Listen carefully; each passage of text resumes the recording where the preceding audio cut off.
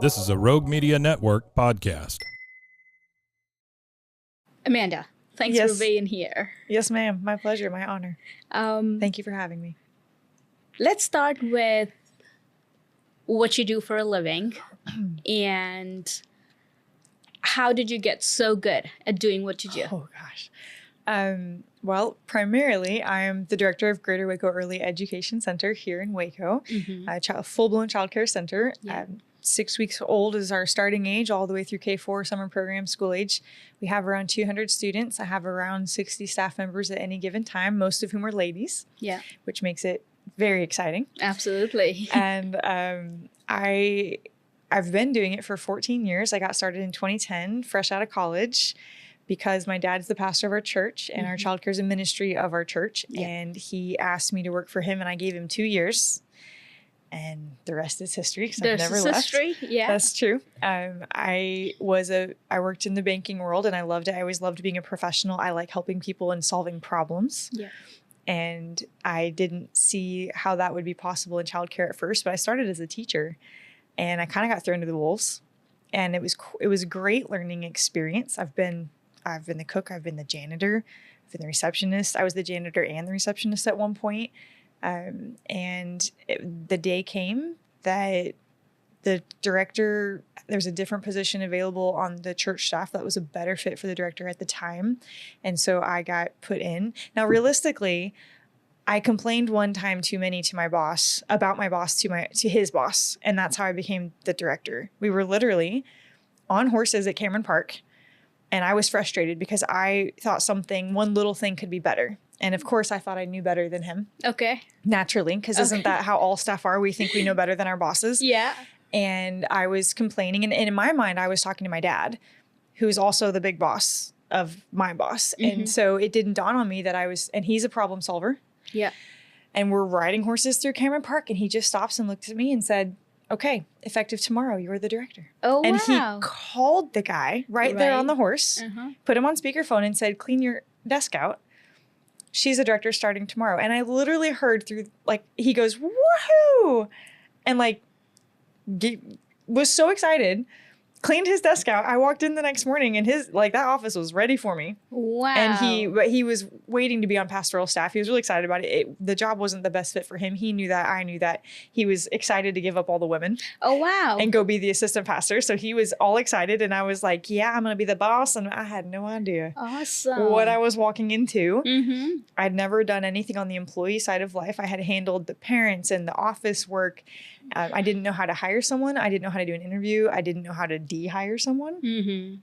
There was a lot to learn. It was that first year, maybe 2, were very rough. I worked over 100 hours a week. I was in the classrooms doing my job at the end of the day. Yeah. I didn't have a receptionist for the first 6 months. So I was the receptionist for drop off and pick up. And then in between, I would go to the boss's office and try to figure out what on earth I was doing. Wow. It was quite the adventure. And the one thing I didn't have that I wished was I didn't really have a mentor in my industry that I could go to. So I read a lot of books. I just consumed them. Right. And I wanted to be the best I could be in my role. And having had experiences as a staff member there and other places like in college and previous jobs where the bosses really didn't handle us well, I just thought, well, if I'm going to be this person, I want to learn how to be the kind of person I would just want to work for.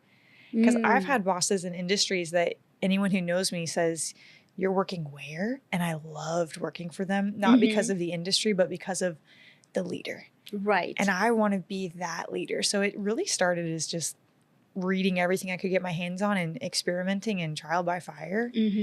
And when things work, you do more of it. And when they don't work, you pivot. Right. So I want to touch base on when you said you started all the way from being a janitor. Let's talk about that. Okay. How did you grow from being a janitor all the way to director that's been held the position for the last 14 years? Yeah. And somewhere along the line, I bet you were constantly pivoting, okay, this is my bar. I met this bar. And then you make another new goal for yourself. And I know so much enough about you to say that you make these challenges for yourself and you are so such a self-seeker.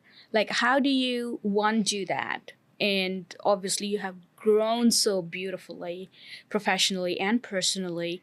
How do you do that? Like, from a janitor to a director for the last 14 years. How do you do that?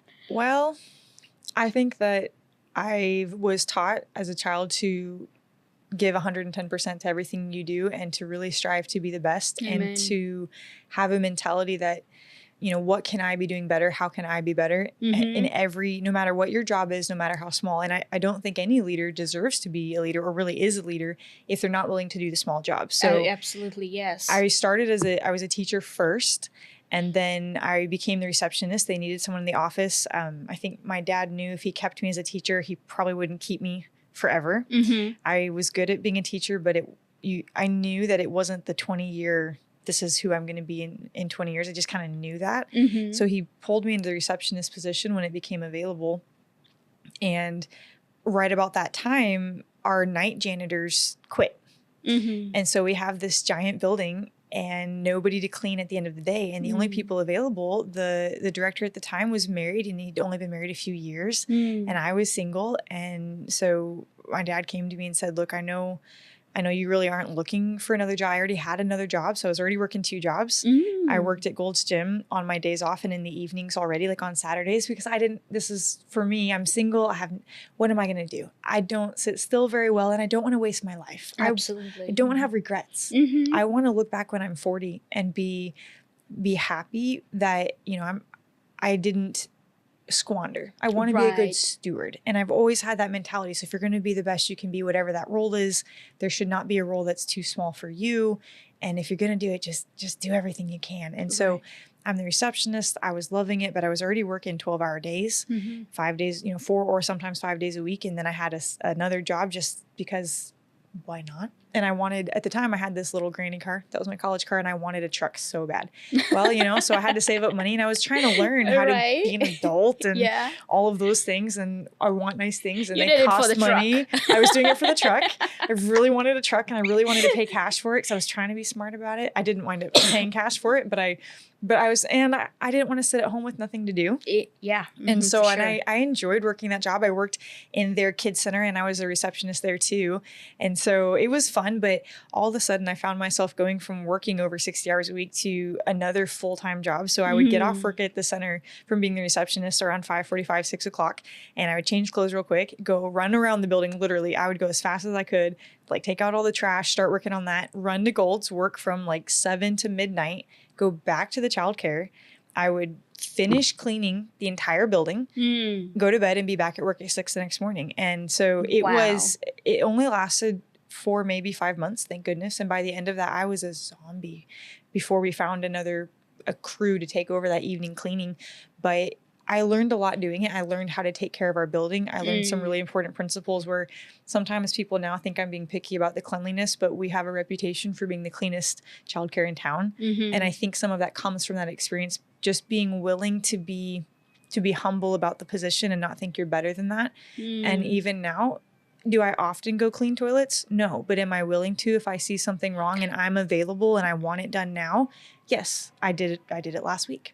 And that's okay. It doesn't happen super often. Right. But I don't think a leader should be, you don't call yourself a leader if you're not willing to step in and do the dirty work too. Where it is needed. It's a mentality of, I'm not better than my staff. I can't do my job without them. They can't do their job without me, but I'm not a leader if I don't have people to lead. Right. And so I think that's the mindset you're talking about, where always looking for how can I be better? And that leads to how can my organization be better? Because it's not about fixing your people. It's about fixing you. Amen. Yes. And out of that flows, I call it creating work for myself. I'm always creating work for myself because I get ideas. Needed, right? Yeah. It is so much needed because in the small things that you do, I think God and people find your authenticity in those small things that you do. Like, you're so humble, you're willing to serve. And look, you wrote an entire book about leadership. So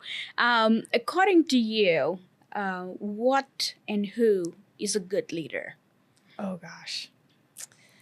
What makes a good leader?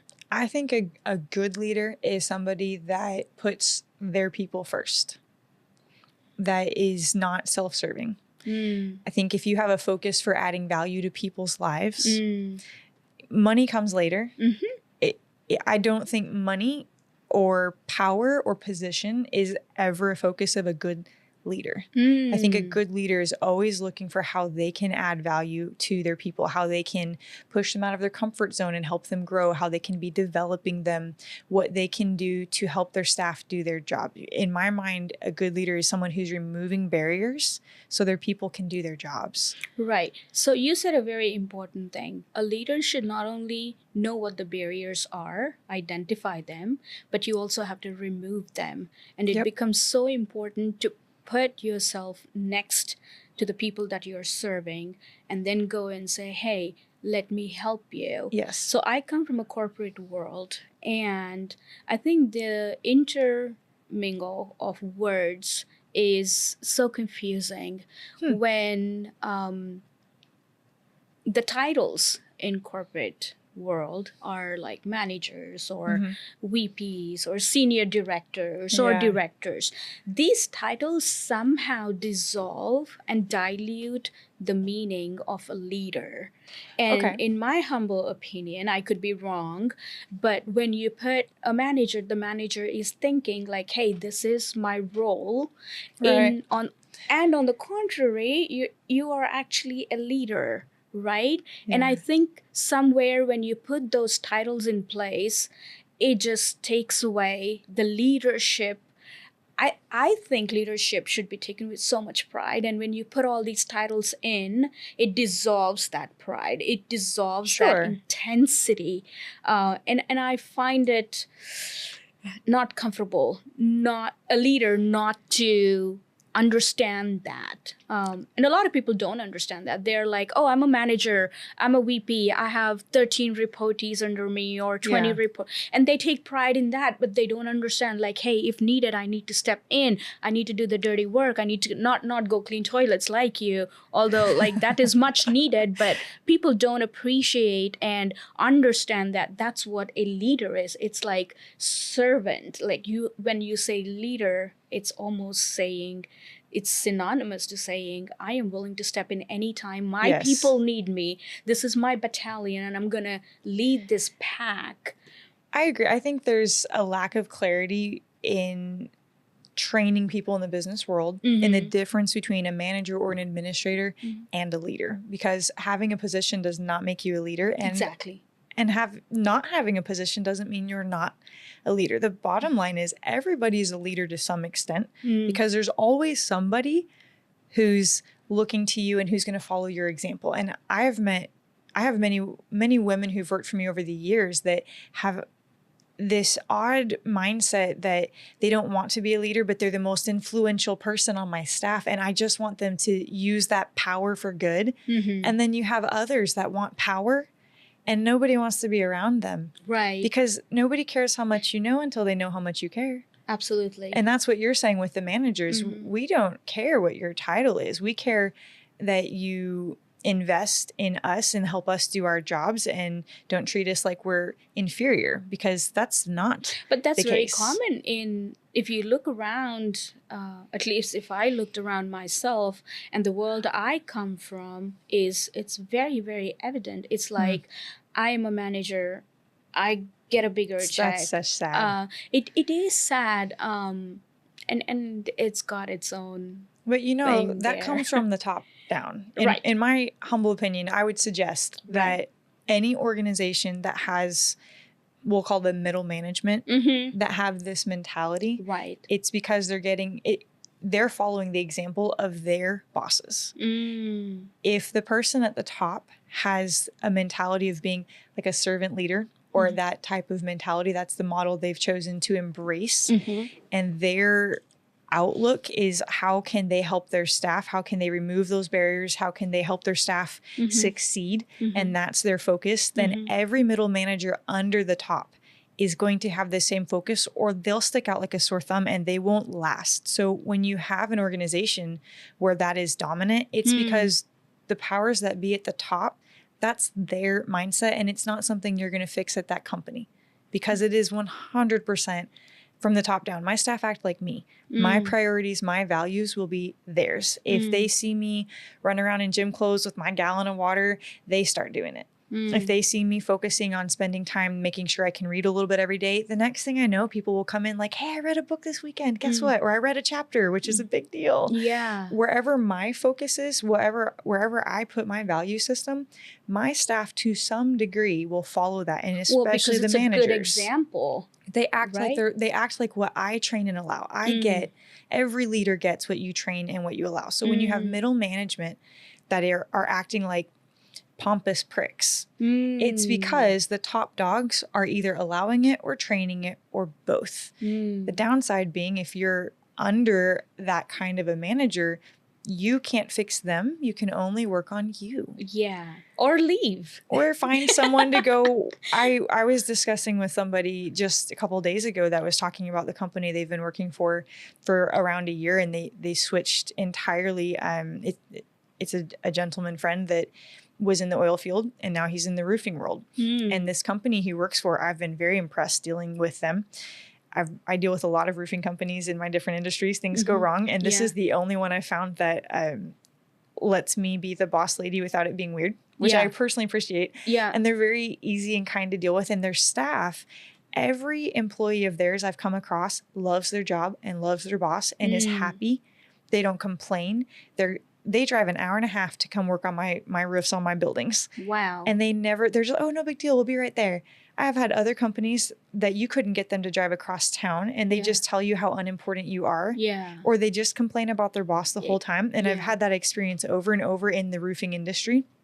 And this company has never been that way. And the gentleman's comment was that he just loves working for his boss. His boss has the right mentality. He treats his staff like family. He does right by them. And so they love working for him. And that is so important, to treat your employee in a right manner. Yes. I mean, it doesn't matter, like personally, I always thought like money will come when you start working harder. Add value. When people look at the work that you're doing and it brings significance to whatever you're doing.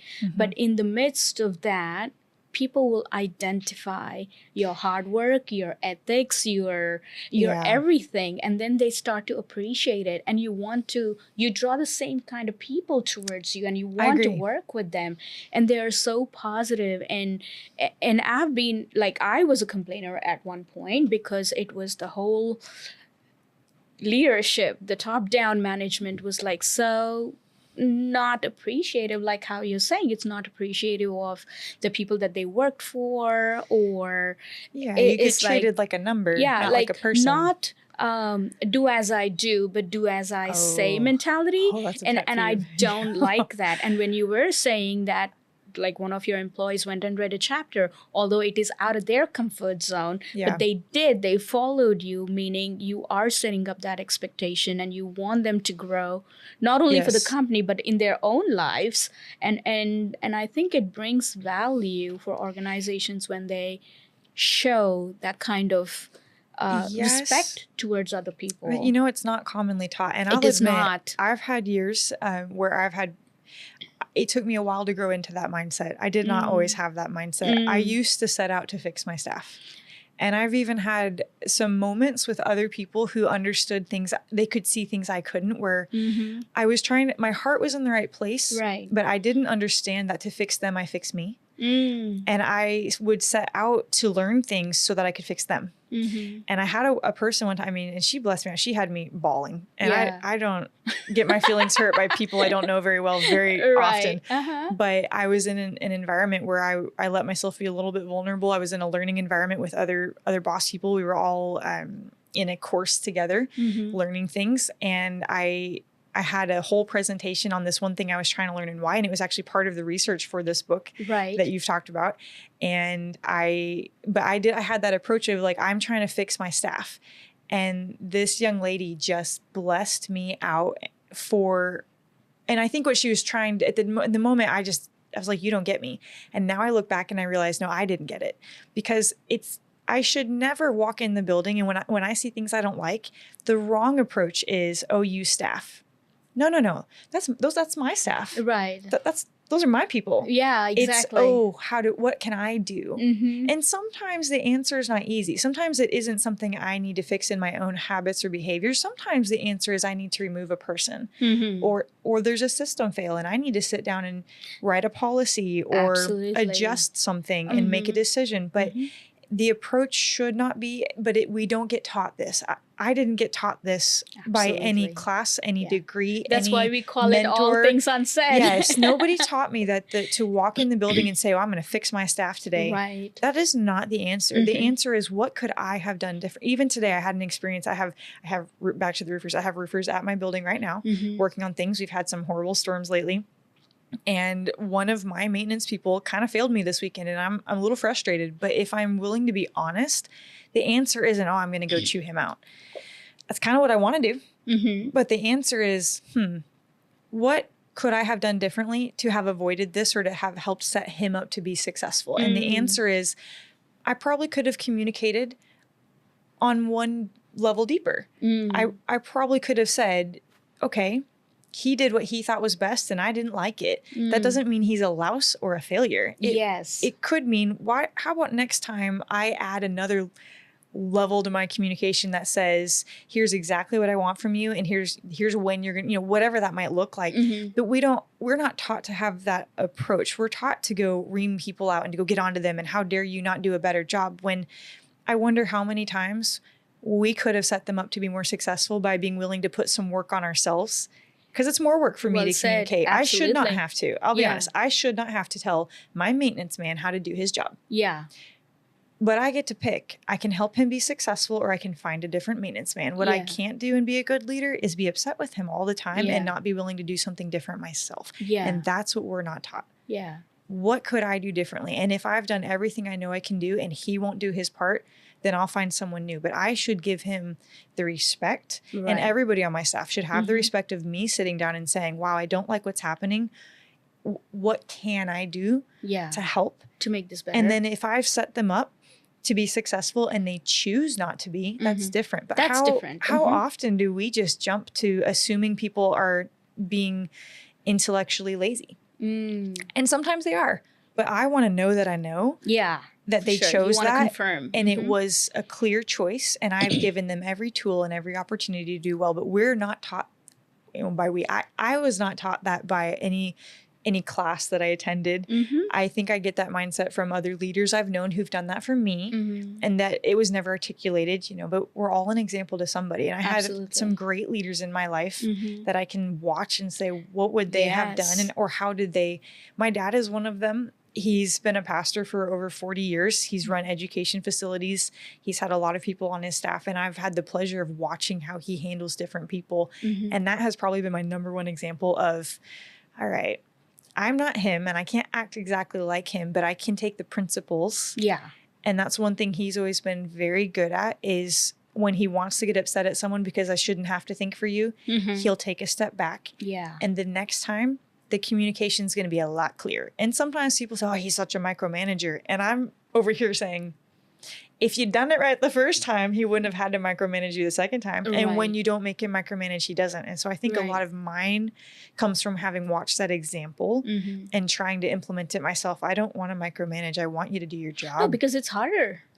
But I also need to be willing to add work to my load if it means setting them up to be successful. Yes. And I think that's a piece that just doesn't often get discussed, that my mindset needs to be, what can I do to help? Not, my staff are messing up again. Yeah. You know? So you're saying, how can I be better to not have even a speck of negativity in my environment? So other than what you have just described, I think your book obviously describes the components of negative work environment, and how do you basically instill positive work environment. So if you're looking at from a leadership perspective, what are some of the things that a leader can do to instill and continually flow that positivity into a work environment? That's a great question. So everyone's environment is going to be a little different, but I think it comes back to, first, you are the example. Absolutely. They're not my staff will not act better than me. They will not have a better attitude than me. Yes. They will not have a better outlook than me. If I don't choose joy every day, they're not going to. Yes. I do think it's important. I once upon a time felt like I had to be perfect all the time. And I'll tell you, you know me, that is no longer my philosophy. I've learned though, they watch when things go wrong. I think they probably learn more from when things go wrong than from when things go right, because they watch how I react and they're going to act like me. So when they see an upset client bless me out, how I handle that person, they're going to learn from that example. And that's how you create a culture and a climate that is positive. Is it just starts and stops with you. And I don't always succeed. Sometimes my reactions are not quite where I wanted them to be. And I will admit to my staff, wow, I feel like I really failed. Like I could have done a better job with that. I don't hide it anymore. I admit if I didn't do things right. I think it's very important to be transparent. There are some things that are not for them to know from a leadership perspective. There are some things that are just my job and I'm not going to explain myself. Right. However, when it comes to attitude and emotions, you create a positive work environment by giving them an example of how you want them to be and how you want things to be, because you're really at the mercy of their upbringing and their experiences for how they act. Yeah. Right. That's the reality is we are all, we all look through our own lens of experiences. We have our own worldview that is our upbringing, our religious beliefs, the examples and experiences of our life is how we respond. And even a lot of people, I think when I deal with upset people and my staff want to have some attitude about it, because we're women, we like to have attitude when people don't treat us right. How dare they? Truth.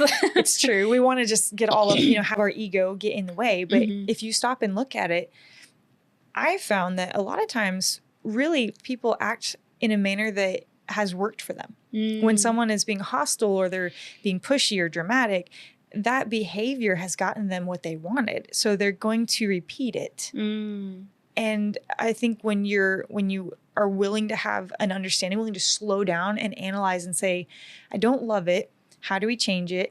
How I react to that person is going to affect. They're gonna meet me where I want them to. I'm going to be who I'm supposed to be based on who I've decided to be, no matter how you're treating me. And if you can have that approach, your staff will see that. That's step one. I'm not going to do tit for tat.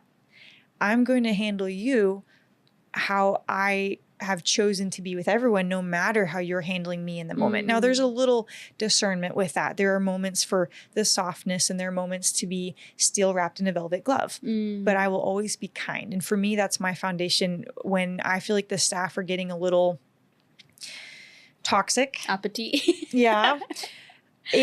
If you find, it seems really simple, but if everything we do is through the lens of, was that kind? And if I'll just start asking that question of myself first, and then when other people want to do things, if I can just stop and say, is this kind and is it helpful? That cuts out so much of the potential negativity and toxicity. Oh, that's a good one. Because at the end of the day, if you're focused on, am I being kind? It's not, am I right? Look, let's be honest. I'm the boss lady. Even when I'm wrong, I'm right. Yeah. But I can also be so right that my attitude becomes wrong. And then I'm wrong. Yeah. Because two wrongs don't make a right. Yeah. So if everything I do and in my interactions with my staff, I try to push them to filter everything we do, all of our actions through, is this kind? Not, is it right? Yes. Because they come back to that, well, but I'm right. Well, but this, well, but that person, but it's not fair. Well, life isn't fair, sweetheart.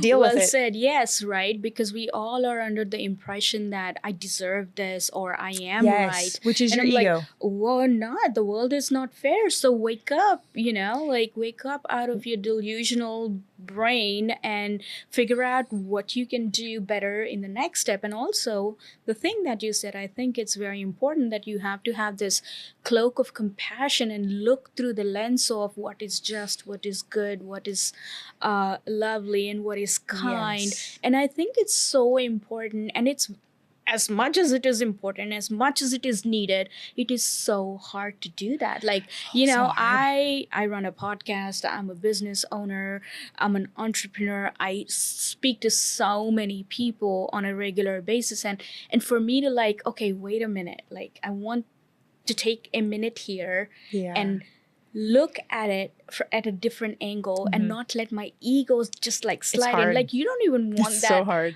door to crack open a slight bit, and because it rushes this flood of emotions and it's like, I am right, I've read this book, I read this article, I am intellectually correct. Like you can put all that aside and just think from a human aspect. I think like your book says, like there are so many factors in being an effective leader, and one of them is a people's person. Like you want to be a good person to the people that you work, and treat them excellently, and treat them right. Yeah, be like just a nice person, like and don't look at people like they are beneath you, or they make less of a pay grade, or however you want to put that. And I think it's so important to look through that lens of kindness, and we miss that in this world so much. There is definitely a lack of training, but you mentioned it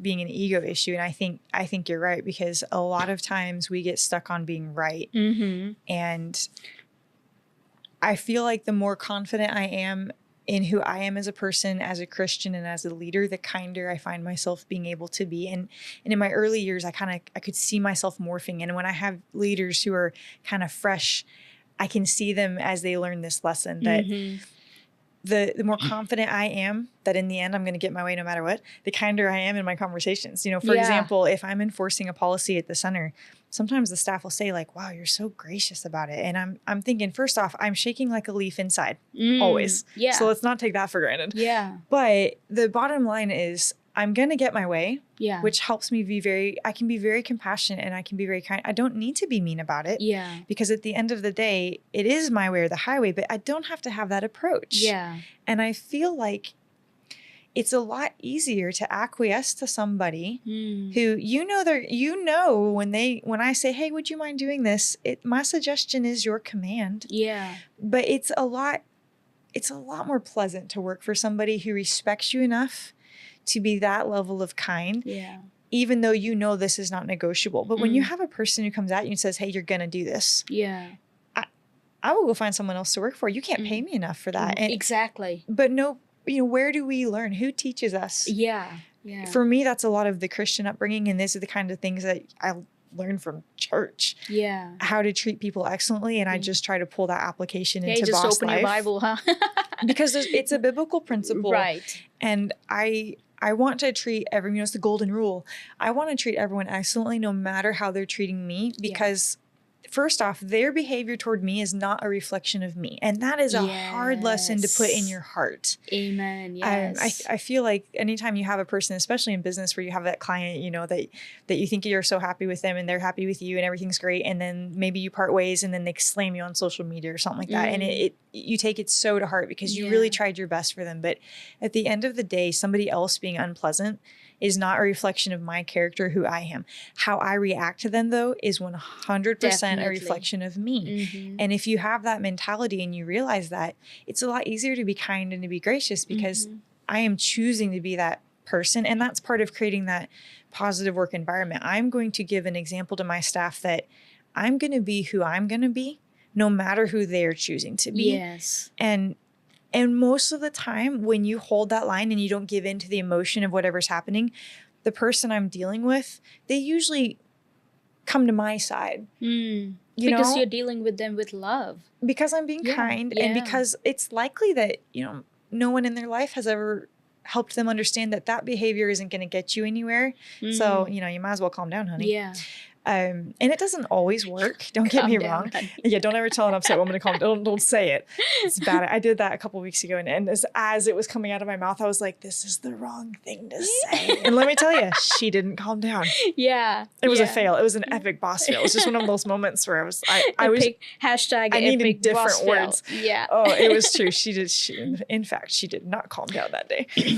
But that was my own fault. Yeah. So how does a leader or a one that runs an organization from a very high level leadership perspective isolate intrinsic and extrinsic job satisfaction for an employee? So you're looking from a leader lens, but you're looking on the other side and saying, how can I make this person's job satisfactory?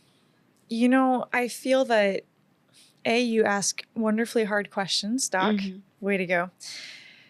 Intrinsic motivation is an interesting topic. So in the research that I did with job satisfaction, we analyzed statistically intrinsic versus extrinsic job satisfaction. And that intrinsic job satisfaction, I feel that we all want to have some fulfillment in our lives. And what that's going to look like for every person will be a little bit different. But when we can see that we are helping other people, you get that. Your intrinsic motivation is who you've decided to be. It's the purpose you've assigned to yourself and your life. Like for me, for example, I want to help people. I don't mind dealing with the hard things and the hard lessons if I can turn around and use it to help someone else not have to deal with that. And I've always had that since college. I've had this mindset that I didn't know what it was going to look like, but I want to make a difference in people's lives because I've had people do that for me. You know, when I was in high school and college, I had a couple bosses that I wasn't the most lovely person. I was this rough and tumble country girl that wanted to be the professional, lady, but didn't really know how to get there. Yeah. And I had people that didn't see the value in that and just kind of threw me out and wouldn't give me the time of day. But more than that, I had just a few who saw who I could be someday. And I didn't know it back then. I had no idea. I didn't know how hard I was to deal with. Now I have a few staff that act like me. And let me tell you, I'm a lot more gracious to them because I see, this is very difficult to deal with from the boss side. And I will call my old bosses and say, I love you so much. You were so patient with me. I have people like that in my life. Yeah. Yes, I had no idea how difficult this was to deal with from your perspective because I was so stuck in my little world. I never considered yours. And I'm much kinder to those staff because I can understand that, wow, they're not trying to make my life difficult. They don't know they're making it difficult. Yeah. And I had some great experiences with that developed within me by the time I graduated college, this intrinsic motivation to make a difference in other people's lives. However, I'm going to do that when somebody has been in my sphere of influence. I want them to walk away a better person because I helped them, whatever that might be. And maybe it's because they've worked for me and I've given them skills. Sometimes it's teaching girls to wash their hair. Not my favorite. My least favorite conversations. I don't want to be your mom. But if that's what it takes so that their next job, they can be more successful, that's my intrinsic job satisfaction and motivation for that. I just find great satisfaction when I hear back from people from time to time and they say, hey, because of you, this just happened. Yeah. Or, I didn't work for you for very long, but I just want you to know that I grew because of your influence. That's wonderful. And it makes it worth the hard days for me. Yeah. And when people write me the letters or cards, like I save them all. I have a box. I have a couple boxes now from 14 years of that. Because some days I need to go read through the box of cards. Oh my God, yes. And you don't get those touch points very often in leadership. You usually hear a whole lot more from the people who are unhappy than the people who are happy. Yes. But that type of thing is a person's intrinsic motivation and they pick that for themselves. But when we're adding value to people's lives, if you can set them up to be successful, to add value beyond numerical success, but if they get that fulfillment from their job that they made a difference, I feel that goes a long ways in any industry. Any person who's not just out to make money or have power or position, when they feel like they've helped people, they tend to want to come to work the next day, no matter your industry. And that's going to be true. Yes. Now, if they're money motivated or just power, that's just not going to be the case. But most of us want fulfillment in life and we like making people smile. And, a lot of leaders, I think, don't understand how much their staff enjoy making them happy. And for me, it's one of the most humbling thoughts. Absolutely. And I test it from time to time because it's easy to kind of forget. But my staff love making me happy. When they help me, when I need help with a problem or something, not using them, but saying, hey, can you help me with this? Instead of telling them to do something, but saying, hey, I really could use a little help here. Yeah. It makes them feel all warm and fuzzy inside. Yeah. Because they genuinely bailed me out. Yeah. And there's a lot of power in that. You don't want to be manipulative about it at all. You don't have to be.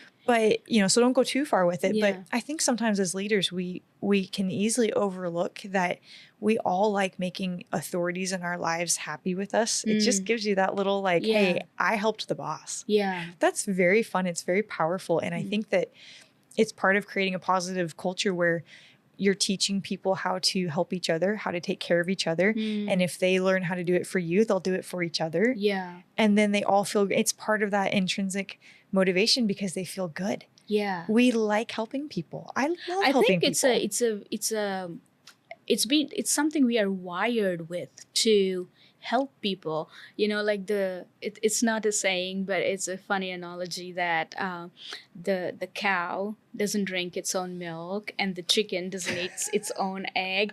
And I was driving the other day, just imagine if a cow said, I would never give my milk away and I'm gonna drink all that milk. How funny would that be? So basically my point was if I have to serve someone to the best of my ability and with my gifts and my talents that God bestowed upon me, how do I translate and not hold them inside, right?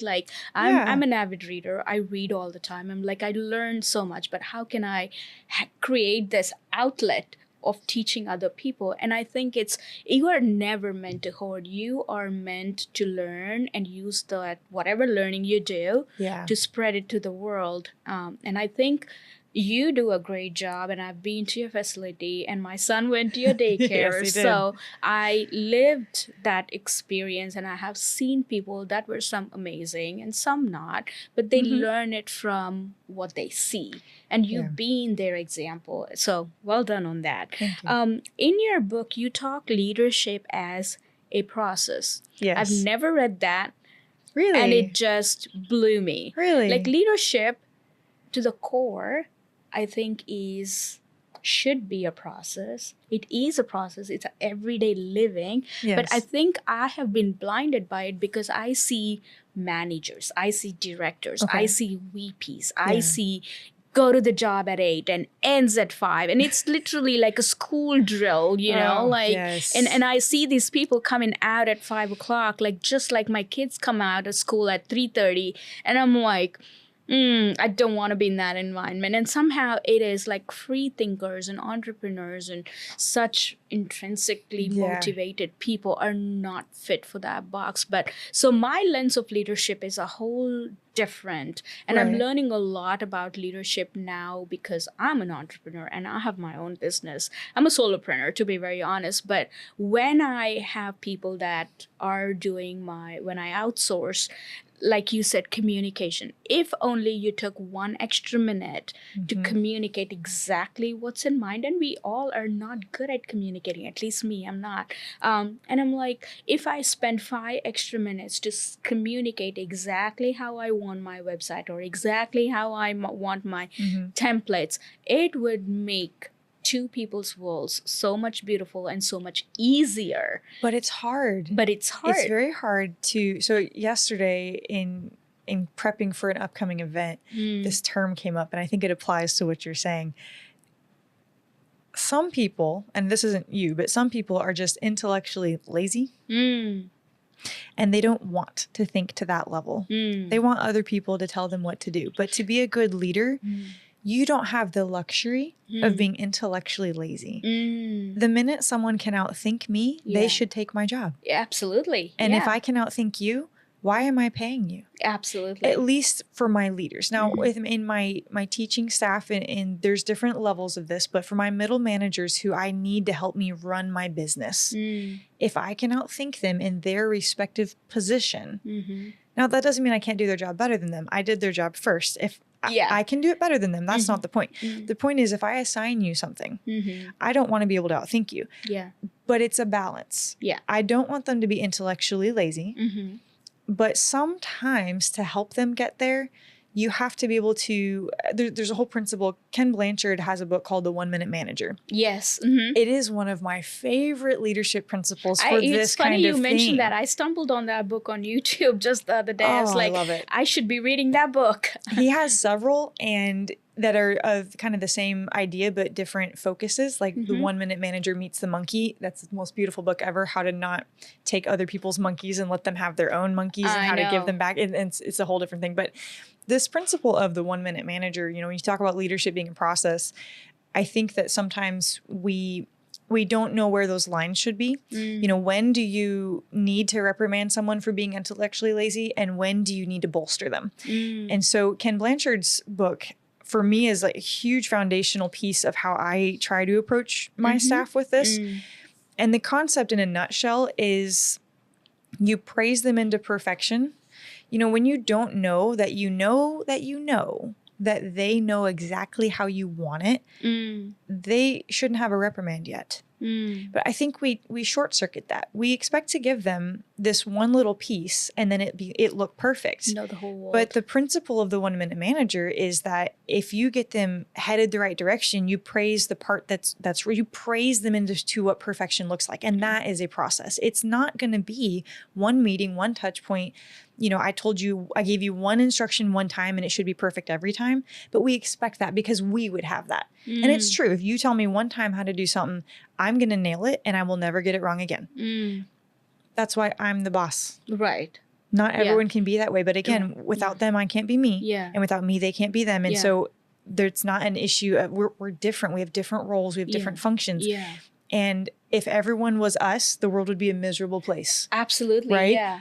We don't need several Dr. Amandas running around. Yeah. It would not be good.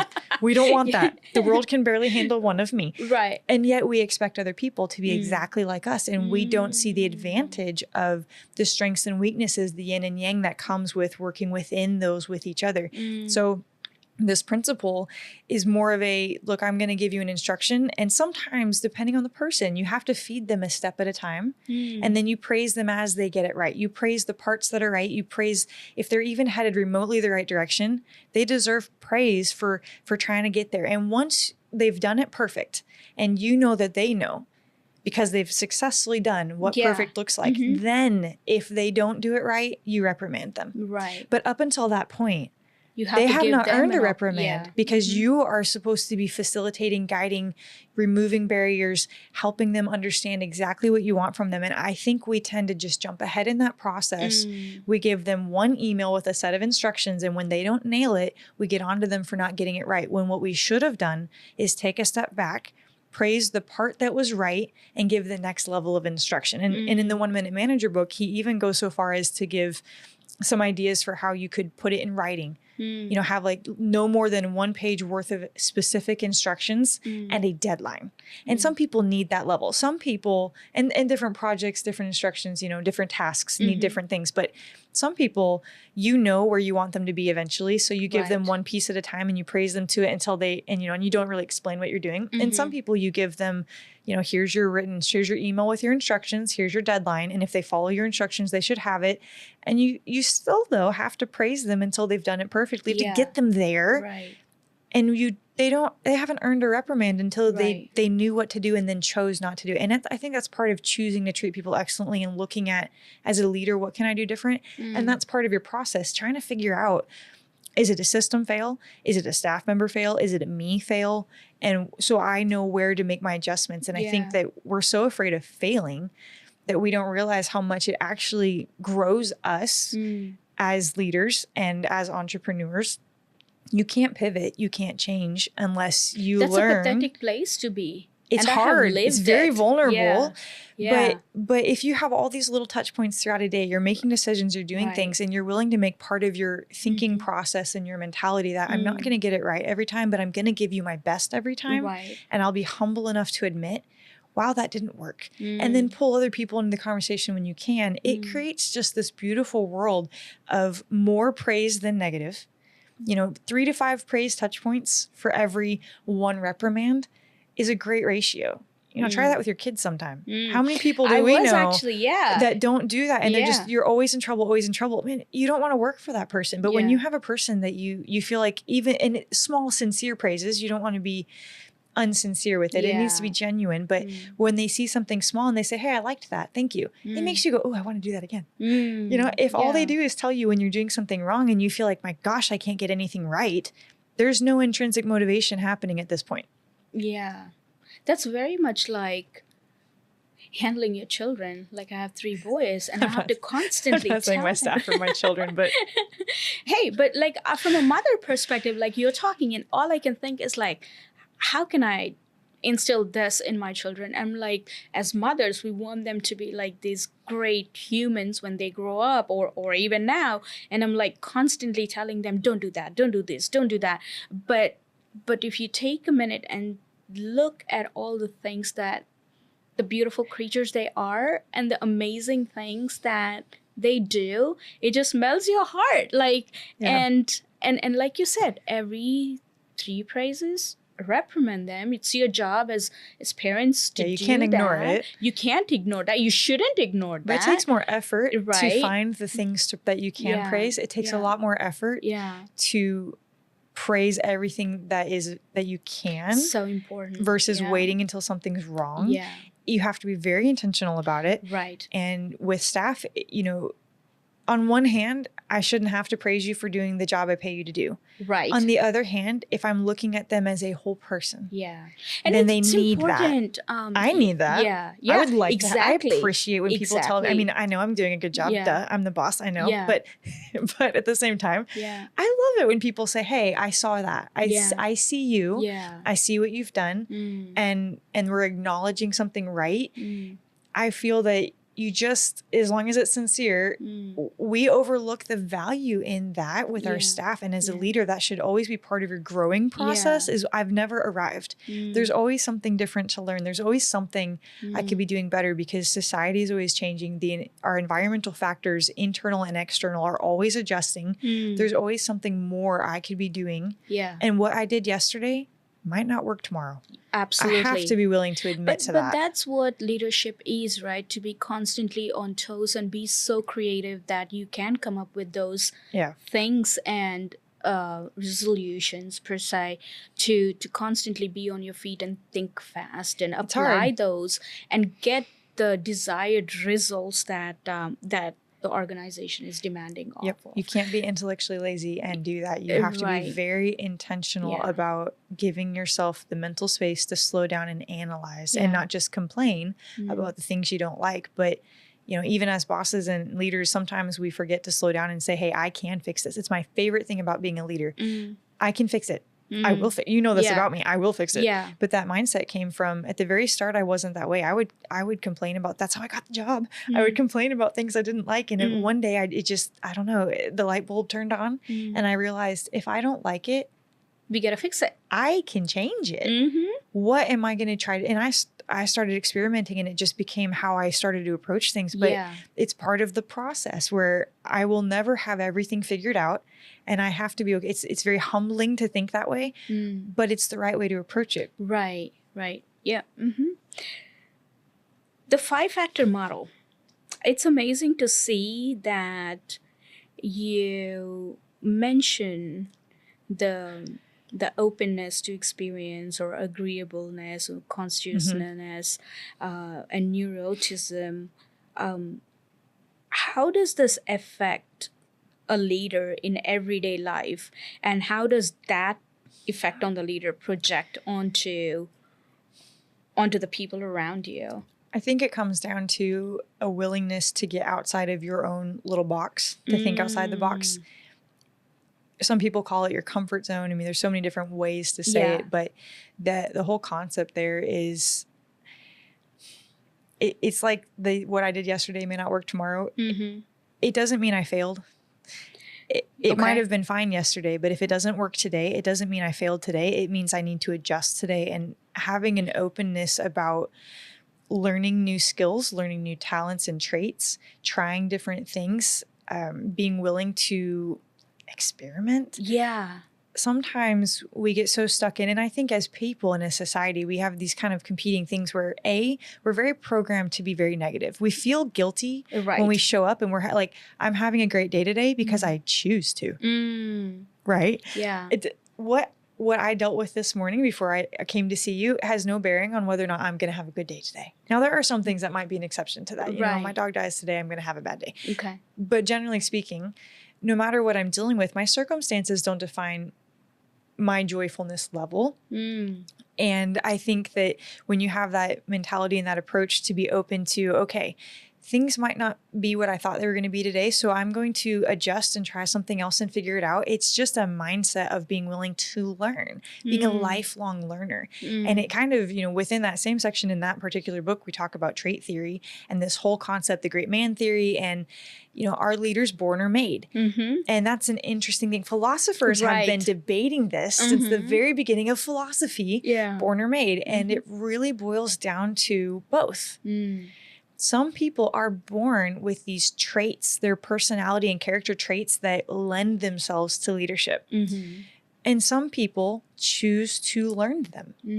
And we need all types. Once again, if you had a whole bunch of you and I running around, the world wouldn't be as fun because we wouldn't have all the uniqueness that comes with every person. But I can learn to be a better leader, even if I have some traits that just kind of predispose me to something. Like, for example, I am not naturally that motherly, nurturing person. Not me. Me neither. Woo, not me. I am type A driven. Exactly. I like my policies and procedures. I am that person. I have to slow down and be intentional about relationships and people. And I like talking, I don't talk in bullet points. I don't move that fast. But for me to learn how to have 60 female staff, Lord have mercy. Wow. What you talk about out of your comfort zone and having to learn skills, how to learn how to be an active listener, learning to have empathy for things that I think are, quite frankly, beyond ridiculous. Sometimes the conversations I have in my head, I'm sitting there like, you are a raging fool. You need to get your act together. Like, suck it up, buttercup. Exactly. But I can't say those things, right? I'm not going to say those things because that would not be kind. And instead I'm hand-holding and helping them be the best they can be, because that's not something I do naturally. I have to learn that. And I know other leaders that are very soft, kind, empathetic, compassionate people to their very core that have to learn how to have a spine. And to find that balance of steel wrapped in a velvet glove is how we my mom called me that one time, my first year as the director. She said, you're going to have to learn this. You're really good at being steel. You got to learn how to add the velvet glove. And I feel like many leaders oscillate between the two sides, where they're kind of the pushover and they want to be everyone's buddy, or they're just too hard. And it is very much about learning, you can be both born and made a leader. You get to choose to be a better version of you today than you were yesterday. I get to choose to work on me. And when I'm working on me, it's amazing how much it helps my whole organization and staff in ways that I don't always see right away. But inevitably, when there are things that I don't love about the culture or the environment, when I just focus on what do I need to do better today? How can I grow as a leader today? Am I being kind enough? Am I spending enough time with my staff? Maybe I kind of let my attitude. I mean, I have days where I don't have the greatest attitude. I don't want them to see that. Maybe I needed to be more outgoing and I was being shy that day. Sometimes I get in my own head when negativity comes my way, and I kind of struggle with some inner toxic dialogue, and I have to get over it. Right. And I notice if I kind of suck it in, all of a sudden my staff walk around without smiles on their faces, and I want to be grumpy about it. Like, why aren't they smiling? And then I'm like, oh, me. And then if the next day I come in and I'm, hello, everybody. Amazing. Everyone's having a better day that day. But that's part of this concept of, are you born or made a leader? The answer is yes. Both. You are born with certain traits, and you can develop them. And you can develop and learn others. You can choose to learn these things, but it is not easy. And it comes with a lot of intentionalness. That's not a word, but you be very intentional about it. And it's where the leadership process comes into play, because it's not something you ever fully have nailed, where you shouldn't be trying to continue growing and learning. We should just always be, good leaders are always lifelong learners. So I think, in other words, you can put it as it's a perfect amalgamation of be the steel, but also put it out be kind in a about way that it's applicable to the situation, and brings out the necessary solution. At the end of the day, the leader is, I mean, in reality is anyone who's a leader knows we don't often actually get our way because we're always yielding to our staff. Yeah. But there are certain things where it is going to be your way. You can be kind about it. Yeah. Good. How do you explain command and control leadership? And what are, I bet there are side effects to each one. And what would they be? So my experiences with command and control leadership is kind of your traditional toxic hierarchy of what you've already kind of described, of this managerial mindset that because I have this position, I got the power, except that you don't. Yeah.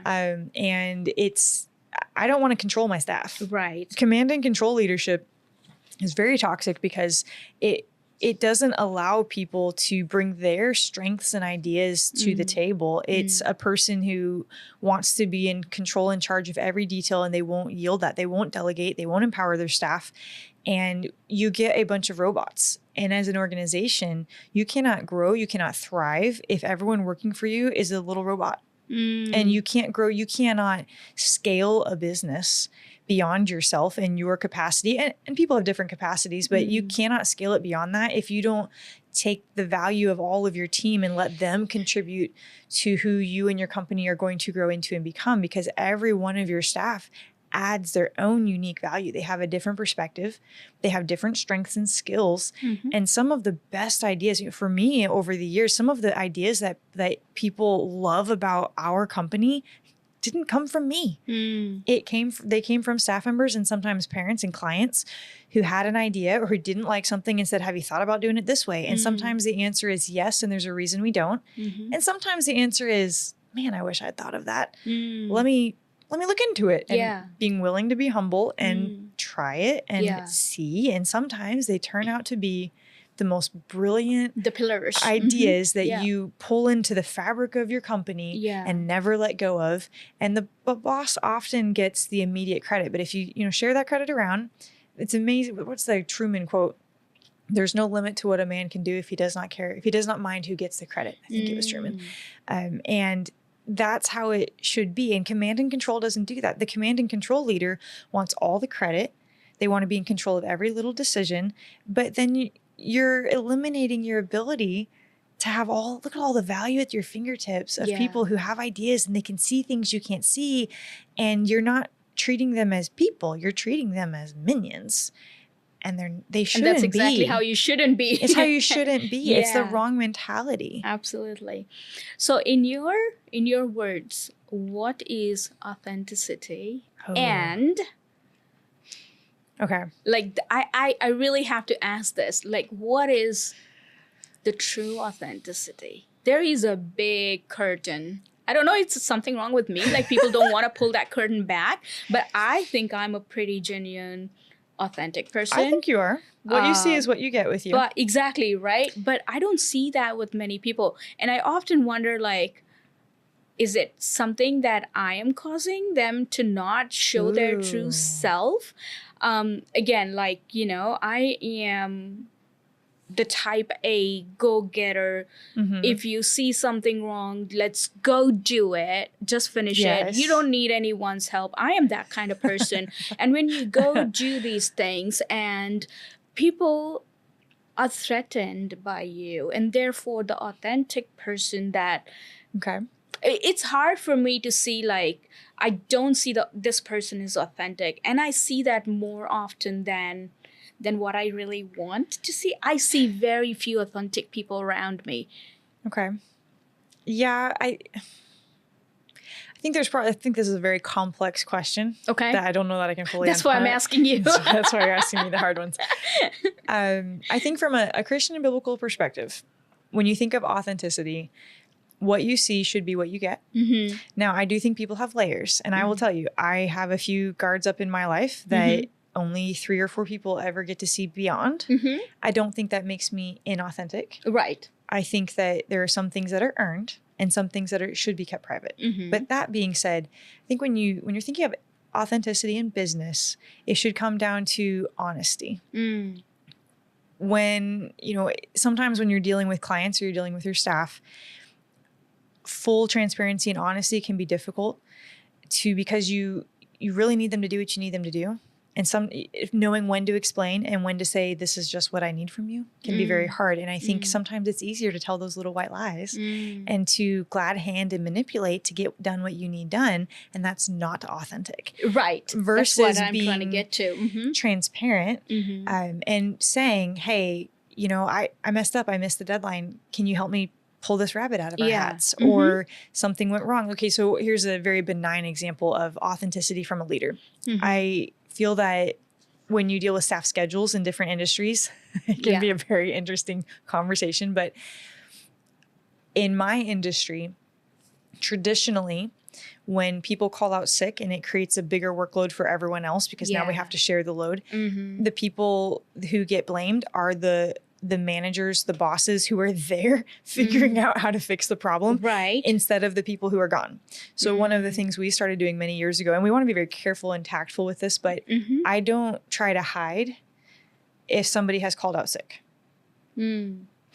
I'm not going to throw them under the bus. I'm going to be very careful with their privacy. I don't want to reveal any confidences, but at the same time, there's a couple of things that can happen with that. If I have, let's just say, just pull a name out of a hat. If Annette has called out sick because she has strep, my other staff deserve to know why. Because two things will happen. If she truly has strep, they will know it. They talk. Yeah. They will know it. Yeah. And they don't mind having a little heavier day today. Yeah. So that she can recover. Because when it's their turn, she'll do it for them. And it creates a camaraderie. Yeah. Because I was willing to be transparent. And I was authentic about why maybe today's schedule's a little different than what you wanted it to be. Because I'm willing to be transparent there. And if she's playing and she's not really sick, guess what? They're going to know that too. And they're going to handle that with themselves. Because they're going to say, oh, no, honey. I'm not having a harder day because you partied too late last night. Yeah. Get your butt to work. Yeah. That kind of thing comes when you are willing to be authentic in how you communicate with your staff with that honesty and transparency level. Again, there are some things that you don't need to explain and that are for the boss to know. But I think that's a piece of it that a lot of leaders don't quite know what to do and where to have that line. And so in their attempt to be perfect and not say too much, it comes across as and nobody wants to follow that. Exactly. That is so true. So if you were to comment on trust, where does leadership fall in that spectrum of trust? And how do you earn it? How do you earn trust? For me, trust is, my definition of trust is I won't give you any trust. You have to earn it. That's right out the bat for me. And I'm a very skeptical person. So trust is very big. I would never have guessed that. I probably come across very positive, but I'm very skeptical. I have to analyze. I mean, I'm an engineer. I have to analyze every single thing that crosses my mind. But from a leadership perspective and trust, those are two complex words in themselves. And now you have to put them together to make it work. True, but it's not as difficult as many people think. The trick with trust is that you're right. Trust is something that does get earned. Now, there's some people out there, like I tend to be a person who just naturally, because I know you can trust me, I tend to expect people to act how I would act. I think we all do that to a point. And if I give you my word, it's my bond. Yeah, I know you for 4 years now, right? Right. Yeah, I was raised that way. And that's it's part of the fabric of who I am. Yeah. And people can trust that I'm going to do what I say. I'm going to be honest. And if I mess up, I'll admit it. And I think this is something that you earn with people through experiences. So for example, with staff, sometimes it's easy as a leader to get so busy that we drop the ball. Yeah. And I think it is the worst thing you can do as a leader because that's where your trust comes into play. If I say I'm going to do X, I better stink and do X. Right. If I don't know that I can get that done, I'm not going to commit to it. Right. I'll say, let me do my best or give me a time frame. Yeah. Because that's what builds the trust. When you tell your staff, hey, I'm going to do this or I'm going to let you do that, and then you follow through and your word means something, you earn trust with them and you can hold that trust. But trust is lost very easily. It doesn't take much. If you give them your word and then you don't follow through with it, you've lost that. You're starting all over again. And sometimes when you lose a person's confidence, you don't ever earn it back. We have this with clients from time to time. Once I've lost somebody's confidence, the chances of me being able to re-earn that, I mean, you just about lose them and start all over again. And with your staff, it's the same. They have to know that you're not just talking out both sides of your mouth. When you tell them things, you have to mean it. It's back to the authenticity. I'm not going to give you a compliment if I don't mean it. If I don't say, hey, Ruth, I like that shirt. What happens when you say, oh, I'll give it to you? Crud. I don't want it. You know what I mean? Like, but we do that, especially I feel like our Texas culture tends to lend itself to a very flattering speech styles that are not always genuine. And it's hard to trust a person if, you know, if something simple, the little things like you're happy to see them today aren't genuine, then how do they trust you to come to you and say, hey, I have a family emergency and I don't know what to do? They don't, they disappear, they abandon their job. So I think it really comes down to every little touch point has to be genuine. It has to be authentic. And you should not commit to anything. You're not going to fall. And some of us struggle. I've had 6 concussions in 5 years. My recall, short-term recall, is a mess. So if I'm standing and some of my team on my leadership team, they know this. So we have this thing. I email myself everything, y'all. Oh, wow. I write everything down. I don't try to hold it in my head. I'm also not a very good auditory learner. I'm very visual. I'm a read learner. So if I write it down or see it, I'm good. But if you tell me, by the time I go to write it down, I've forgotten. So I'll be talking to someone in our lobby and my receptionist will be emailing me in the background what I'm telling them I'm going to do. Because by the time I walk to my desk to write it down, I will be like, hey, honey, what did I just say I was going to do? And I don't want to forget. It's that important. So my staff just know if you're nearby, they'll just be discreetly in the background. Hey, you said you were going to do this, this, and that.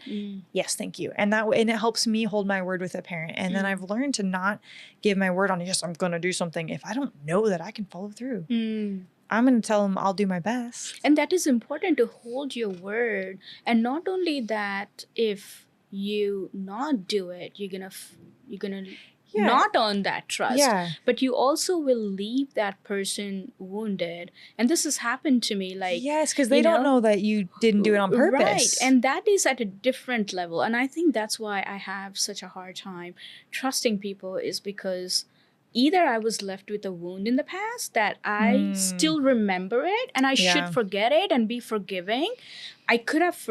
I forgive people, like that's my strengths, but I will never forget it. Like it becomes whether part it is good or bad. Like, you know, like I was telling you the other day when we met, I still remembered the little favor you did for my son.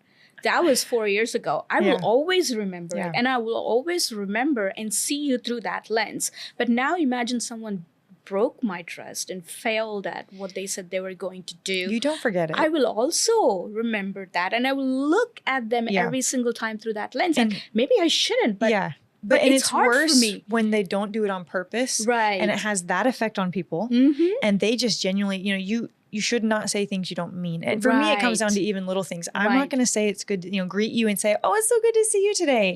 If I'm not happy to see you, I'm going to say hi. And I might be awkward, but at least I'm being honest. You know, I think that just having this life habit of being very careful. Now, I'm naturally a literal person, so I think it comes a little easier to me. But I feel that when my staff can take me at my every literal word, I am saying what I mean what I say. And when I am that way with little things, like I'm not going to tell you look good today if you look like you've been crying. Oh, wow. I'm not going to lie to your face, right? I've had people do that to me, and then I go look in the mirror and I've got hairs like sticking up everywhere, and I'm like, what? You let me walk around all day like this? Don't tell me something that you don't mean. And then I don't have the confidence. And then when that person wants me to trust them, those little touch points are all part of building trust with people. And I think we often overlook the importance of little things like these social niceties. When you're a leader, you still have to be honest in your social niceties.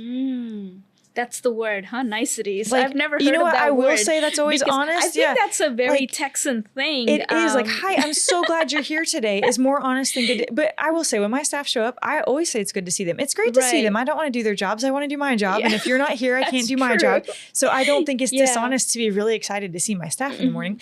But sometimes we have people that we we just say what society's the little things that we're kind of programmed to say, but we don't mean, and we don't stop and think about, wow, do I mean everything I'm saying? And it's hard to build genuine trust with people when you don't mean all the words. But when you mean all the words, every word I say, I mean exactly what I said. I'm intentionally being literal about life.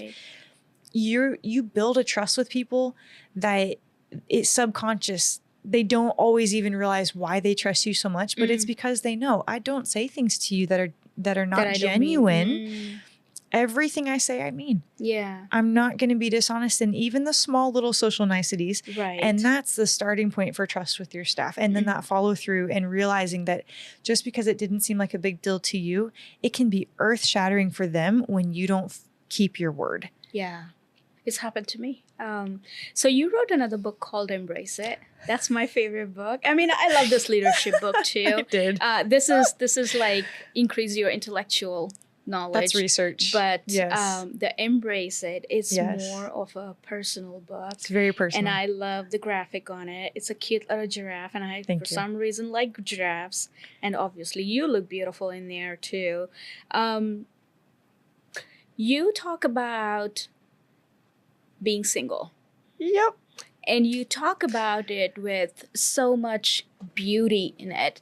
I come from a Eastern background. I was born, raised in India, and all we were to do, and I think it's very much similar in the Western culture too, but you are on a ticking time clock. Yes. As women, especially, I can't speak that for men, but you in your book say, this period, although it was hard for you, you learned how to sit in it, dwell in it, and embrace it. Yes. Explain that. So first off, I think much like leadership, it is a process. I'm always working on this. I also actually come from a background that was very geared toward go to college. I didn't, I wanted my MRS degree, y'all, my Mrs. degree, more than I wanted any other degree. Yeah. And my life was really geared toward, I think one of the highest callings a woman can have is to be a good wife and mom. I think there's a biblical example behind that I won't get into today. But for me in life, that I wanted to be a good wife and mom. I did not have career ambitions going into college. Wow. Or even coming out of college. I knew that wherever I landed, I wanted to be able to be involved in my church and go on missions trips. That was a goal from the time I was young, was I couldn't wait to grow up and go on missions trips and travel the world and encourage people who are dedicating their lives to spreading the gospel and reaching other people and bettering other people's lives. And I got to college, and I'm not single for lack of effort. I dated a lot, but if I was confident it wasn't the right one, I wouldn't lead a guy on. And so I would end it and try again. And when I graduated single, it really rocked my world. I really didn't expect to graduate I had no plan. I mean, I had no life plan. Wow. For graduating single. I thought I would get marry a guy who is probably in ministry or something. And he would kind of tell me like, do I get to go get a job? I worked in the banking world and loved it. And I was very happy to be in that world. But it was more important to me to have that focus of like, let my husband kind of tell me, are we going to be, if I marry a pastor, I'm going to be in ministry. If I marry someone who's not a pastor, then that it would be different. And so I didn't have it, I'm going to do this. That's never how I've approached life. So when I graduated single, I did not know what to do with myself. I was at a very low point in life because I didn't understand. And most of the guys who liked me, there were a few very lovely gentlemen, but most of them were I've always been nice to the oddballs. I am an oddball. I understand. And those were usually the guys who liked you were the guys that just know, not to be rude, but no. And I didn't get it. And so the first couple of years, my early 20s, I made some really dumb decisions and I didn't know what to do. And I was bounced from guy to guy because I didn't know how to be alone. And I felt like it was a reflection of my worth. And about the time I hit 25, and I dated some lovely gentlemen, but I knew I couldn't marry them. We had different life values. I just couldn't handle being alone. And so I would wake up, say, I know I can't marry this guy, so I shouldn't be dating him. I'd end it, and then I would start all over again. And about the time I turned 25, I had been the boss lady for about a year at that point. And I decided, look, I'm either all in or not. I need to pick here because this isn't just a career. This is a big ministry of my church. This is an opportunity to really make it in my life purpose. That intrinsic motivation for me is make a difference in people's lives. And I can't focus on both things. I can't be over here dating guys that I know I can't marry because our life values are different, while also running a ministry of my church. Those two things don't work. And so I just decided, all right, Lord, I'm going to yield to, I know this is where I'm supposed to be right now. I know I'm supposed to be doing this and going this direction. And unless there's somebody that is in line with that direction, I just won't worry about it. I'm going to not think about it. And I had to change some things in life where to not be so focused on it. So the writing of that particular book, that's about that time where I would struggle with different pieces of wrapping my head around, did it affect my self-worth and that kind of thing. And I would blog about it because I am very much I process, through talking, and then through writing is a really good way to process. I don't really want to talk to anybody about it. I don't know anyone my age who was single as old as me and trying to do right and, try to be a classy person and have standards, but not be a snob. And it's an interesting balance. And so I didn't want to talk to people about it because most of the people I know got married when they were 20, 22. And I don't want to talk to you about it. You don't understand. Right. Not to be rude, but you don't understand. Yeah. And so the writing of that book really came about as me one topic at a time, working my way through how do I have the right mental approach to this while also trying to be a boss lady. But I don't have this great career ambition that like, I am just going to be the boss. I just don't want to have regrets. When I knew when I hit 30, I wanted to look back and say, okay, I've been a good steward of my life. Wherever God puts me, I'm going to bloom where I'm planted. Amen. Whatever that looks like. And I'm 34 now. And it doesn't look like being a wife today. I would really love it if that were in the plans. But so far, he has put other things in my path, being an entrepreneur, starting 2 different companies, running the childcare on behalf of my church and being the director there. That's what he's put in my path. Right. And so I don't want to be single. But I also want to make sure that I'm in the middle of God's will for my life. Absolutely. And I meet people regularly, but I'm not going to deviate from what I know is God's will for me. And I have to have some things set up in my life to help me not dwell on it a lot. Be careful, like what TV shows or movies I watch. I'm careful what books I read. So keeping the mental purity. I'm really careful and I stay very busy and I get criticized for it a lot. But the reality is I focus on what I know I can do something about, what I could do, and I leave the rest to God. And that helps me just really keep my mind right, where I'm not dwelling on why not, Lord, instead of focusing on what he has given me. Right. Because he's given me an amazing life. I get to go on missions trips. I get to do a lot of very eclectic things. Yeah. All these little things from when I was a kid that I got to learn, being a musician. I'm a cowgirl. I'm a boss lady. I'm an entrepreneur. All these little pieces from my childhood, all these little dreams, he has let me fulfill them beyond what I ever thought possible. Isn't that amazing? And it's so easy though. We've already said this. It's so easy to focus on what's not right. Yeah. And miss being grateful for what blessings. You have. And so, I have my moments, don't get me wrong. Yeah. I have my moments where I really struggle with it. I got ghosted a few weeks ago by someone that I thought was one of those like, hey, I think like, man, our values really line up. This is really cool. And that was hard to deal with because it's hard not to let that get to you. But at the end of the day, I'm where I'm supposed to be. God has a plan. I don't understand it, but I don't, just like sometimes my staff don't need to understand what I'm doing and why I need them to do what I need them to do. I think that's where he's got me right now. And so I just try to be really smart about not dwelling on it and having focuses elsewhere. So I do tend to keep myself pretty busy. I'm just busy enough to stay out of trouble, but I also try to be smart about it, where if I ever met the right person, my life could slow down. Yeah. I joke and tell people all the time, I'm just trying to be my own sugar daddy because no one else is volunteering for the job. So I have 4 jobs, but not because I don't want to, but when that moment comes, I want to have been a good steward of my life and set myself up to be able to fully embrace that journey in life. I don't want to be financially strapped where I have to work as much as I do now. I want to be able to back off. I want to be able to. So you are prepared to like take a complete different direction. And I could slow my life down in one day. I could slow my life down if I had a reason to, but I don't want to waste it. And I spend a lot of time with family. Yes. I spend a lot of time involved in church stuff, and I love being able to have and keep those priorities.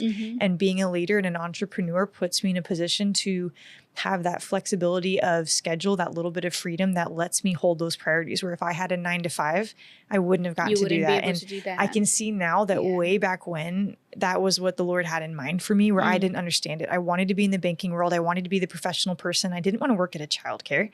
Are you kidding me? My staff wear scrubs. I don't wear scrubs every day. Yeah. And now I get to both be the professional, but I have a job where it's different. It's a high stress job, and I'm always working on that balance, but I get to keep those priorities right. I get to keep God and ministry and my family a priority. And if that family someday includes a husband and kids, I'll be able to hold that priority there too. But in the meantime, I just want to be the best I can be today. And today I'm not a wife, so I can't focus there. Right. I have to focus at who I can be today. And God might not ever have that in my life. I have to be okay with that too. It takes a lot of courage, one, to say, I'm comfortable walking away with everything that I have built, of course, with priorities in place. And also to say that if God never allows me to marry, I am okay with that. Oh my God, that just blew my mind. It's very, very bold of you to say, but I also see God's confidence in you, or your confidence in God to say, like, whatever He has for me, it's going to be amazing. And well done. I mean, I'm proud of you for saying it out loud. A lot of people wouldn't. I think I wouldn't. But yeah, I mean, I think you do so many different things so beautifully. And I think you have that freedom of being single. For me, I see it that way, that with so much talent and so much intrinsic drive that you have, and you're able to do all these things, it's okay to be single. I'm like, I want you to be single. I don't know. I mean, I don't want me to be single, but I'll put that same drive into being a wife and hopefully a mom someday. Right, but you know, like, you can balance those two pans of a balance so beautifully, and to say that I can be okay with either or, I think it takes a lot of courage. I think you either trust God or you don't. Yeah. And I think a lot of people say they do, but then they don't live exercise it. And I would just like to live it. And I've watched Him over and over in life put things in place where I didn't understand how something was going to work out. And then I'm like, all right, Lord, well, as long as I know I'm doing what you want me to do, He wants better for me than I could imagine for me. There's verses in the Bible about that. And I either have to just completely have confidence in that or not. Yeah. Another thing I wanted to really ask you on being single or singlehood. When I was 29, I got married. I got married when I was 29. And I always thought that given an opportunity, I would be single. And I know it's weird. I won't tell your husband that you said that. Oh, he knows it. He knows it because, and you'll have to see, like, my full map of life, right? Like, I did not marry a typical South Indian, like where I hail from. I married a Hispanic. He is the complete opposite of me. I'm like the outgoing, bubbly, happy person, and he's like the calm, stable, like you can't rock his world. Although I try to, like, you know, throw him off the hook. Like, he is like stable, this steady rock. He's always calm in his mind, or he's faking it. I don't know. But given a choice, like, I would prefer to be single, and I don't know why that is, but I always was told that you have to be married. You have to be married. This, like, this ticking time clock. Yeah. And I'm like, I always saw that marriage is hard. But as I grow older, and now that I'm 40, I can say that not only marriage is beautiful, but on the other hand, it's very, very hard. I feel like not enough credit is probably given to married people. I watch couples that I know at the church and in leadership and in business that, and they work at it. They're always working at it. And I will say, even though I'm over here like, man, I really don't, I would like someone to share life with. Right. But I do watch them really have to keep their marriage a priority and really have to work at it. And I just absolutely applaud all the people out there that have figured out how to be, like yourself, an entrepreneur and do all of this while being married. And so for me, I feel like I do not have an excuse to do anything but succeed because I go home to 2 dogs. And so I don't have that same pressure. I don't have that relationship that I'm constantly putting effort into. So I can put my effort elsewhere. And I just feel like I have no excuse to be anything but successful, to do anything but work hard.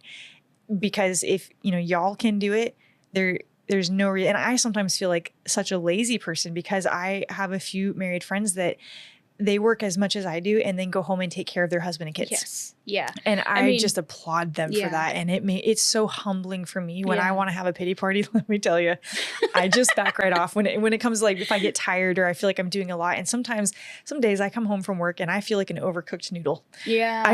I got nothing left. Like I feel limp inside in my soul. Mm-hmm. And then my friend will be over here and she's got kids and she's still doing things and she'll be emailing me at 11 o'clock at night. And I'm just like, I did all that. You make me feel lazy, but it's good I love having people in my life whose example I can watch. Yeah. And I feel like for those of us who are single, it gives you this ability to put all that effort that will hopefully someday be going into your family into other things like ministry opportunities and your business opportunities. And I hope good practice for someday. It definitely is. Because if I can't put the effort in now into these things, I'm not going to be able to do it with a relationship later. And I kind of approach my relationship with my dad that way. He is my one authority in life. And I get criticism pretty regularly about how close I am with dad. Anyone who doesn't know me criticizes. If you know me at all, I'm highly independent, not because I want to be, but because I am single. I don't have a choice. Something breaks in my house. There's nobody who's going to fix it for me. Okay. Exactly. So I have to rescue myself all the time. Mm-hmm. But with my dad, I'm a boss lady. Nobody in my life tells me no. It's very important in my life to have a relationship where I yield regularly and even when I disagree, and can have that healthy balance of what it's like, because it just helps me hold that balance and not become an out of control woman because I'm always getting my way. And I love that. And I think it will help me where if I do have that honor of getting married someday, I've been kind of practicing on my dad all these years. And I watched my other friends with the same thing. I watch them and I pay attention to their lives and I try to put habits in my life that when the day comes can transfer, where I already have really good life habits in place that will allow me to make that relationship a priority and still be who I'm supposed to be as a businesswoman. And so I think I would credit my parents for that mindset, because my mom is a very industrious woman and she's worked for the church my whole life and not had a secular job. And she is one of the most industrious people I know. And yet would come home and take care of her kids and have dinner and keep the house and do all of those things while working at least 40 hours a week at the school, never got paid for it. And I have that. I grew up with this example of a woman that you never caught her sitting down. Now she's a grandma. You catch her sitting down now, but half the time she's still working on from her iPad or her laptop. She's just extremely industrious. And yet, my dad never misses a meal. And that's so awesome. I'm grateful for that example. And I do have my moments, but I try to have life habits that can transfer to that someday, so that the effort level is already there. It might be focused on something else at the moment, but the habits are there, so that if God ever brings some poor hairy-legged man into my life that's crazy enough to like me and marry me, it's gonna bring a very handsome, very beautiful, very God-fearing man into your life. Amanda, I think you are such a wonderful person. Truly, from the bottom of my heart, you're a beautiful person. Praise the Lord. You handle so many opposites and you bring them to perfect balance. And you do it so effortlessly. And in your mind, you're going crazy. I know that. Internally, I feel like I don't have ducks. They're not in a row. I have squirrels and they're at a rave. But on you are handling it very beautifully. And I commend you for doing such an amazing job at your business, or horse riding, at shooting, at playing the fiddle, at being an entrepreneur. Congratulations on your new venture. Thank you. At your child care center. You do so many things beautifully. And I hope you write many more books. I plan on it. And I hope you bring so much beauty into the world from the beauty that you have. And I wish you so much best wishes for your life. And thank you for being with me and talking with me. This is amazing. Thank you, Doc. But by the grace of God, I am that I am. You are. It's all because of him. Indeed beautiful. And I should definitely meet your parents one day, and I will. I'm scared. I always wanted to walk into that church, but I never did. Oh, so you should. I will. I think you'd be pleasantly surprised. I will be. We don't bite. Maybe on Mondays, but not on Sundays. Okay. Well, thank you for being here. Amazing. Thank you for letting me be part of this. Absolutely. Congratulations. Thanks. Thank you. Okay. This has been a Rogue Media Network production.